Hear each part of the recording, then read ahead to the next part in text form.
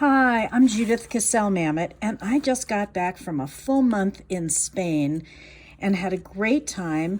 I'd love to share my travel journal with you, but since it's so big and I had 30 days of adventure, I'm going to break this video into 3 parts. This first video, I'll be talking about how to prepare your travel journal before you go.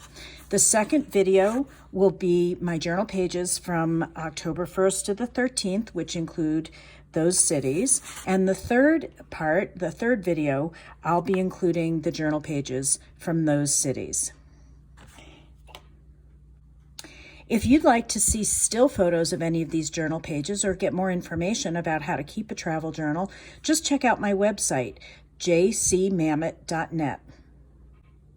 In the past 3 years, I've taken students to Spain with me for these sketching trips, and I've found that these handbook journals suit my needs the best. I like the size, so it's really portable. I like the pages, and I like the fact that these handbook journals come with this linen cover, which is really easy to personalize when I get home. In this case, my book started off as just a regular handbook journal, green with the green linen cover. And when I got back after I finished most of my pages, I just found that these decorative pages were really easy to collage just using a glue stick right onto the fabric. And this was done using gesso through a stencil. I'll give more complete directions on my website about how to do that. Before I head off on my trip, I usually prepare a few pages in a random fashion. In other words, just every few pages I might do something. Here's an example of a page where I put a border on. And in my recent book, this is what happened on that page with the border. It worked out great. I was able to fill in around that border and it worked well. Before I head out, I usually do a few pages of what are called vignettes, or these pre-drawn frames, just so that when I get to that page in my journal, I have a focus to work in those smaller areas. This trip, here's what I did with my pre-drawn frames. I had a focus. It was perfect because we had a little tour of some of the graffiti area of Barcelona, which is pretty much everywhere, and then went to the Miró Museum. I did not like what I had drawn in here, so I just glued those business cards over it, and that's a pre-drawn frame where I included the hat my husband bought. Before I go, I'll often take a piece of a nice paper, printmaking paper or watercolor paper, and fold it up into an accordion so that it will fit on a blank page in my journal. I can attach it with decorative tape like you see here, or I can put some glue stick behind it and attach it. That paper was just perfect for one night. I was by myself at the hotel rooftop bar and completed this gesture sketch of the rooftops that I could see.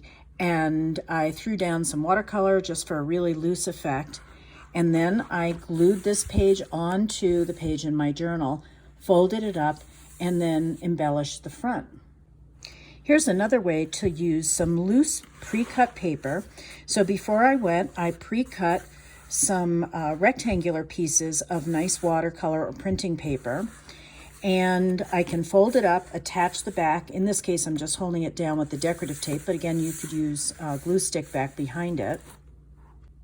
And here's what I was able to do on the trip. I did this watercolor wash at a truck stop near the White Villages in Spain. And then when I attached it to my book, I had that folded over portion where I could write the location. It was called the Zona Chill Out. Sometimes I'll just do something as simple as putting on a border stamp and then seeing what I'm doing on that page. In this case, my rooftop sketch worked out great. I attached it right here where I had the pre-stamped border. And this is one of my favorites. This idea comes to me by one of my fabulous creative students in a hand carving class. This is just an eraser. And I carved out this central area. And if I stamp it, it will give me a great area in which to put the date. So it's like a frame, and I have it on a bunch of different pages, and it worked out pretty well to use all throughout my book. And finally, in terms of book preparation, you can't beat these great clear envelopes that come in the back of all these handbooks. I'll put a bunch of stuff in here, and then as I'm working on my journal, remove things, and then stuff that just didn't fit on a page, it's great to just live in that envelope. And finally, my ideas for preparing my book before I go always include having this first spread, a map and my travel plans and directions. Sometimes it doesn't always work out, but I usually download a map. Sometimes it's a vintage map, and get it attached to the pages, get some kind of border on, and this is done before I go.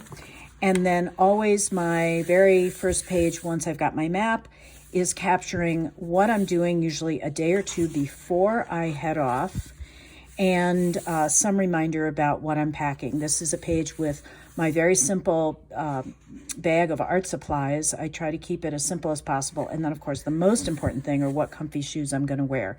So these are all done before I head out. Okay, the next video is going to actually show the first half of the book.